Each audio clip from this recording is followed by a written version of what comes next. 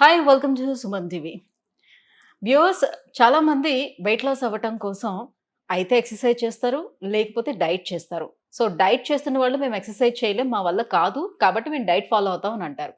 Exercise చేస్తున్న వాళ్ళు లేదు మేము డైట్ అయితే ఫాలో అవ్వలేము, మాకు చాలా కష్టం అంత డైట్ ఫాలో అవ్వటం, కాబట్టి మేము ఎక్సర్సైజ్ చేస్తాం, దాన్ని కంట్రోల్‌లో పెట్టుకుంటాం అని అంటారు. సో ఈ రెండిట్లో ఏదో ఒకటి చేయటం వల్ల నిజంగా వెయిట్ లాస్ అయ్యే అవకాశం ఎంతవరకు ఉంటుంది? సో ఇవాళ ఈ టాపిక్ మీద మాట్లాడేద్దాం. సో మనతో పాటు ఉన్నారు వెనిలా స్పార్కిల్ నుంచి సీనియర్ డైటీషియన్ వెనిలా గారు. Hello ma'am. హాయ్ అండి.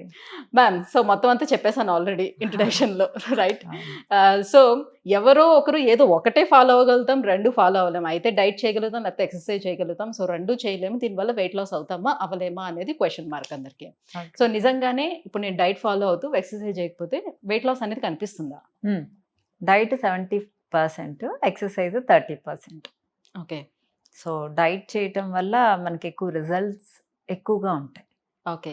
సో 70% రిజల్ట్ ఇక్కడ వచ్చేస్తుంది కాబట్టి 30 రాకపోయినా పర్లేదంటారు. 70% అంటే ఇప్పుడు నేను 70%కి మెయిన్ పేపర్ రాస్తే నాకు 70 మార్క్స్ అయితే రావు. రావు. మళ్ళీ ఏదో ఒకటి మెలిక పెడతారు మీరు. 50% రిజల్ట్ అన్నా వస్తుంది. కానీ మనం 30% అంటే బిట్ పేపర్ మీద ఎక్కువ కాన్సన్ట్రేట్ చేస్తే మనకు అంత ఎక్కువ రిజల్ట్స్ రావు. 2 కలిపి చేయాలి. ఓకే. డైట్ చేస్తూ, క్యాలరీ డెఫిసిట్ చేస్తూ, ఎక్సర్సైజ్ చేస్తే అది స్ట్రెంగ్త్ ట్రైనింగ్ ఎక్కువగా చేసి, కార్డియో తక్కువగా చేసి, ప్రోటీన్ మంచిగా తీసుకుంటే మజిల్ కూడా బిల్డ్ అవుతుంది. రెండిటికి ఓపిక ఉన్న వాళ్ళని 2 చేస్తేనే మంచిదనే చెప్తాను. ఓకే, చాలా మందికి ఆర్థరైటిస్ ఉంటుంది, కొంతమంది ఏజ్డ్ వాళ్ళు ఉంటారు, వాళ్ళు నడవలేరు, కొంతమందికి మోకాళ్ళ నొప్పులు ఉంటాయి, కొంతమందికి యాక్సిడెంట్స్ అయిపోయి they are not suppose to walk. So అలాంటి వాళ్ళందరూ డైట్ మీద ఆధారపడచ్చు. డైటే 70%. అంటే మనకి బాగా హెల్ప్ చేసేది డైట్. సో క్యాలరీ డెఫిసిట్లో మనం చక్కగా ఫ్యాట్ లాస్ అవ్వచ్చు, హెల్దీగా కూడా ఉండొచ్చు. అంటే ఇప్పుడు ఎంత డైట్ ఫాలో అయినా మన బబుల్ మూమెంట్ కోసం డెఫినెట్గా ఎంతో కొంత వర్కౌట్స్ అయితే చేయాల్సి ఉంటుంది, అదర్వైజ్ ఇబ్బంది అవుతుంది కూడా అంటారు కదా. బౌల్ మూమెంట్స్కి ఫైబర్ ఎక్కువ తీసుకుంటే సరిపోతుంది. మరి ఎక్సర్సైజ్ వీల్ చైర్లో ఉండే వాళ్ళకి బౌల్ మూమెంట్స్ రావా? వస్తాయి కదా. It depends on what food you are consuming. Okay. So 30% exercise వల్ల వస్తుంది, 70% డైట్ వల్ల మనం చేయొచ్చు అంటున్నారు. సో ఇప్పుడు ఈ డైట్ ఫాలో అవ్వలేము, ఎక్సర్సైజ్ మాత్రమే చేస్తాం అన్న వాళ్ళ మాట ఏంటి? మరి వాళ్ళకి ఓన్లీ ఫర్ 30% మాత్రమే వర్కౌట్ అవుతుంది అంటారా? వాళ్ళు ఎన్ని క్యాలరీస్ తింటున్నారో ప్రతిసారి కౌంట్ చేసుకోవాలి. ఇప్పుడు నేను ఎగ్జాంపుల్ అనుకోండి, నా మెయింటెనెన్స్ క్యాలరీస్ 1300-1400 అనమాట. నేను ఒకవేళ 2000 క్యాలరీస్ తీసుకుంటుంటే నేను 2600 500 బర్న్ చేస్తే అప్పుడు ఫ్యాట్ లాస్ అవుతాను. ఓకే. ఇప్పుడు మీరు తిన్నదానికన్నా ఎక్కువ బర్న్ చేయాలి, అంటే ఎక్కువ సేపు వర్కౌట్లోనే ఉండాలి. అంటే half of the day you should be in the gym or you should do some other kind of exercises. ఇప్పుడు జిమ్కి వెళ్ళే వాళ్ళు అక్కడ ఉన్నటువంటి ట్రైనర్స్ ఎవరైతే ఉంటారో వాళ్ళు డైట్ ప్లాన్స్ అనేది ఇస్తూ ఉంటారు. సో కొంతమంది చేసే కంప్లైంట్ ఏంటంటే ఆ డైట్ ప్లాన్స్ ఫాలో అవుతూ ఉంటుంటే నేను ఎంత జిమ్ చేస్తున్నా కూడా వెయిట్ లాస్ అయితే అవ్వటం లేదు, కొన్ని సార్లు ఇంకొక 2-3 కేజెస్ వెయిట్ గెయిన్ కూడా అవుతున్నాను. సో ఎట్లా ఏంటి అని. ఫస్ట్ స్ట్రెంగ్త్ ట్రైనింగ్ చేసేటప్పుడు డైట్ అంటే మన వాళ్ళు ఎలా ఉంటారంటే ఇప్పుడు స్టార్ట్ చేయగానే ఇమీడియట్గా రిజల్ట్స్ కావాలి. అందులో డైట్లో కొంచెం బాగానే కనపడతాయి, కానీ when you are doing strength training first result కనపడదు, తర్వాత ఇంచ్ లాస్ ఎక్కువ కనపడుతుంది, తర్వాత స్కేల్ మీద కనపడుతుంది.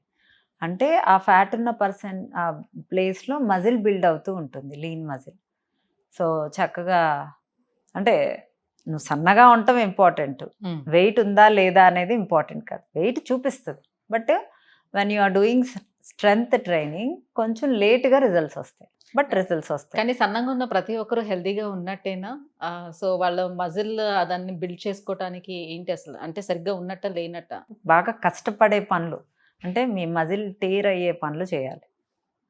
ఇంట్లో హార్డ్ పనులైనా ఏదైనా ఏది చేసినా మన మజిల్ కనుక ఎక్కడన్నా టేర్ అయితే అక్కడ మళ్ళీ చక్కగా రిక్వైర్డ్ ప్రోటీన్ తీసుకుంటే పడుకుంటే చక్కగా మజిల్ రిపేర్ అవుతూ మజిల్ బిల్డ్ అవుతూ వస్తుంది. ఆ బిల్డ్ అవ్వటానికే మనం ప్రోటీన్ కరెక్ట్గా తీసుకోవాలి అనేది. సో ఎప్పుడైనా స్ట్రెంగ్త్ ట్రైనింగ్ మంచిదే. స్ట్రెంగ్త్ ట్రైనింగ్తో పాటు కార్డియో చేసుకుంటూ మీరు తీసుకునే క్యాలరీస్, అంటే మీ ఇంటేక్ క్యాలరీస్, మీరు 2500 తీసుకుంటే 3000 ఖర్చు పెట్టండి జిమ్లో. క్యాలరీస్ అంటే నాకు తెలిసి హాఫ్ ఆఫ్ ద డే అక్కడే అయిపోతుంది. ఓకే. ఇప్పుడు నిజంగానే మీరు చెప్పినట్టుగా ఇప్పుడు ఇంట్లో హౌస్ వైఫ్స్ ఉన్నారంటే చాలా వర్క్ చేస్తూ ఉంటారు ఇంట్లో సంబంధించి. నేను ఇక్కడంతా పని బాగానే చేస్తున్నాను కదా! సో, దానికి తగ్గట్టుగా నేను ఇప్పుడు తింటే ఏమైపోతుంది అనే క్వెషన్ ఉంటుంది. ఇంకొంతమందికి నిజంగానే హార్డ్ వర్క్ చేసేవాళ్ళు ఉంటారు బయటన. సో, కంపెనీస్‌కి వెళ్లి చేసేవాళ్ళు. సో, నేను తిన్నదంతా కూడా ఇక్కడ ఖర్చు పెడుతున్నాను కదా! సో, నేను తింటే ఏమైపోతుంది అని అనుకుంటారు. సో, మనం చేస్తున్న ఈ వర్క్ ఎక్సర్‌సైజ్ తోటి సమానం అవుతుందా? ఇంట్లో అంట్లు తోమి, ఇల్లు చిమ్మి, తుడిచి ఇవన్నీ ఎంత చేసినా 100, 150 క్యాలరీస్ కన్నా తగ్గదు. తగ్గదు. ఓకే. ఆ పని చేయటం వల్ల కొంచెం ఎక్కువ నేను పని చేశాను గానీ ఎక్కువ రైస్ తింటారు. పోనీ హ్మ్. పని చేశాను గదా అని ప్రోటీన్ ఫుడ్ ఎక్కువ తినరు. హ్మ్. న్యూట్రిషన్ బెనిఫిట్స్ ఉండే ఫుడ్ ఎక్కువ తినరు. దే హ్మ్. Will eat rice. అవును. రైస్ గానీ, దోసలు గానీ, ఇడ్లీలు గానీ, పూరీలు గానీ, పుల్కాలు గానీ ఇవి క్వాంటిటీ పెరుగుతా ఉంటాయి. అవి అవి తినే వాటిల్లోనే ప్రోటీన్ ఎలా రావాలి, న్యూట్రియంట్స్ ఎలా రావాలి అనుకుంటూ వండుకోవాలి అనేది ఇంపార్టెంట్ థింగ్. ఓకే. హ్మ్. సో, ఎక్సర్సైజ్ చేసేవాళ్ళు వెల్ అండ్ గుడ్. నేను డైట్ చేయలేను, ఎక్సర్సైజ్ చేస్తాను అంటే మీరు ఎంత తింటున్నారో క్యాలరీ కౌంట్ చేసుకొని దానికన్నా ఒక 300 400 ఎక్కువ ఖర్చు పెట్టండి జిమ్‌లో గానీ, బయట వాకింగ్‌లో గానీ, హ్మ్. హ్మ్. స్టెప్స్ ఏసి. లేదా నేను ఎక్సర్సైజ్ ఇది 2 చేస్తాను అంటే సూపర్ రిజల్ట్స్. హ్మ్. 2 ద బెస్ట్ రిజల్ట్స్ అనేది అక్కడే వస్తాయి. ఓకే. లేదు నేను డైట్ ఒక్కటి చేస్తానన్నా యూ హావ్ రిజల్ట్స్. రైట్. సరే అయితే ఇప్పుడు ఓన్లీ డైట్ ఫాలో అవుతాననే వాళ్ళు మరి డేలోని ఎలాంటి డైట్‌ని తీసుకోవాలి? సో, ఎంత క్యాలరీస్ ఉన్నది తీసుకోవాలి? ఎంత ప్రోటీన్ ఉన్నది తీసుకోవాలి? ఎలా తీసుకోవాలి? At the same time exercise చేస్తున్న వాళ్ళు, వాళ్ళు తీసుకోవాల్సిన డైట్ ఎలాంటి డైట్ తీసుకోవాలి? సో, 2 గూడా ఎక్సర్సైజ్ చేస్తాను ప్లస్ నేను డైట్ కూడా ఫాలో అనుకునే వాళ్ళకి ఎలాంటి డైట్‌ని మీరు ప్రిఫర్ చేస్తారు? ఎవరైనా వాళ్ళ బిఎంఆర్‌ని బట్టి వాళ్ళ క్యాలరీ కౌంట్ ఉంటుంది. ఆ క్యాలరీ కౌంట్ కన్నా ఒక 200 క్యాలరీస్ అన్నా, 250 క్యాలరీస్ అన్నా తక్కువ తీసుకోవాలి. ఓకే. అండ్ వాళ్ళకి ఒకవేళ థైరాయిడ్ ఉందంటే ఇంకో 50 క్యాలరీస్ తక్కువ తీసుకోవాలి. పీసీఓడీ ఉంటే ఇంకొంత తక్కువ తీసుకోవాలి. ఎందుకంటే మెటబాలిక్ రేట్ లో ఉంటుంది. హ్మ్. సో, థైరాయిడ్ ఉండే వాళ్ళకి. సో, ఏ మనం తినే క్యాలరీస్ ఎన్నున్నాయి, దాంతో పాటు మనం ఎంత ఒక గంట జిమ్ చేస్తే ఒక 200, 300 క్యాలరీలు 200 క్యాలరీలే బర్న్ చేస్తాం. మరి మనం అంత స్ట్రెంత్ ట్రైనింగ్ కూడా అంతేమి బర్న్ అవ్వవు. హ్మ్. హ్మ్. సో, మనం జిమ్ చేసే క్యాలరీలు అసలు పక్కన పెట్టేసేసేయండి. మీరు ఓకే. క్యాలరీ డెఫిసిట్‌లోనే ఉండాలి. మీకు ఫ్యాట్ లాస్ అవ్వాలి అంటే క్యాలరీ డెఫిసిట్‌తో మీరు జిమ్ చేయటం వల్ల స్కిన్ టోన్ అయ్యి, మజిల్ బిల్డ్ అయ్యి, బాడీ అంతా టోన్డ్‌గా కనపడుతుంది. అండ్ హ్మ్. మజిల్ బిల్డ్ అవ్వటం వల్ల మనం మెయింటెనెన్స్ డైట్‌లో ఎక్కువ తిన్నా కూడా, కార్బ్స్ తిన్నా కూడా హ్యాపీగా మనకు అన్ని క్యాలరీస్ ఎక్కువ కావాల్సి ఉంటది కాబట్టి స్టోరేజ్‌కి కూడా మజిల్ ఉంటుంది. ఓకే. ఇప్పుడు సాధారణంగా లేడీస్‌లో ఈ థైరాయిడ్, పీసీఓడీ ఉండే వాళ్ళలోని జనరల్‌గానే వాళ్ళకి ఒబేస్ అవుతారు. సో, ఆ ఒబేసిటీ వన్స్ ఈ థైరాయిడ్, పీసీఓడీతో వచ్చింది అనంటే దాన్ని తగ్గించుకోవడం చాలా కష్టం అని అంటారు. సో, మాక్సిమం డైట్‌లతో గాని, లేకపోతే ఈ వర్కౌట్స్‌తో గాని ఇది సాధ్యం కాదు అనే దీంట్లో ఉంటారు. అది జస్ట్ మిత్ అంటారా? డెఫినిట్‌గా సాధ్యం అవుతుందా? థైరాయిడ్ మాక్సిమం చాలా మందికి రివర్స్ అవ్వదు. మినిమైజ్ అవుతది. అంటే మెడికేషన్ అనేది ఎంజీ తగ్గించొచ్చు. కొంతమందికి రివర్స్ అవుతది. ఓకే. అందరికీ మనం చెప్పలేము. బట్ పీసీఓడీ అయితే మీరు ఇన్సులిన్ రెసిస్టెన్స్ మీద వర్క్ చేసి సీడ్ సైక్లింగ్ పెడితే 100% మీరు వెయిట్ లాస్ అవుతుంటే హ్మ్. పీరియడ్స్ అనేది రెగ్యులర్‌గా అవుతాయి. There is no okay. Doubt.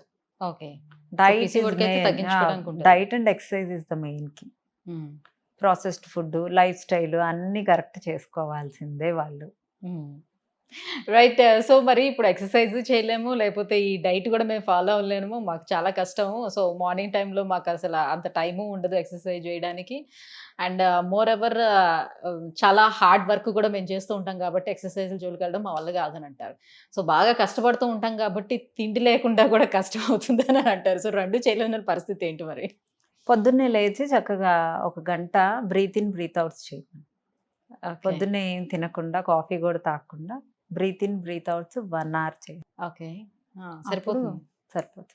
So, ఇవి ఏం చేయకుండా బవల్ మూవ్‌మెంట్ బావుంది అనంటే కూడా వాళ్ళు హెల్తీగా ఉన్నట్టేనా? అంతే హెల్తీగానే. వాళ్ళ గట్ హెల్తీగా ఉన్నట్లు వాళ్ళు పూర్తిగా హెల్తీగా ఉంటారు. Thank you ma'am. Thank you so thank much. You. So, thank exercise చేసే వాళ్ళకి డైట్ ఎలా తీసుకోవచ్చు? ఓన్లీ డైట్ చేసే వాళ్ళకి కూడా డైట్ ప్లాన్ ఎలా తీసుకోవచ్చు? ఈ విషయాలన్నీ కూడా ఇంత క్లియర్‌గా తెలియజేసినందుకు thank you so much. Thank you.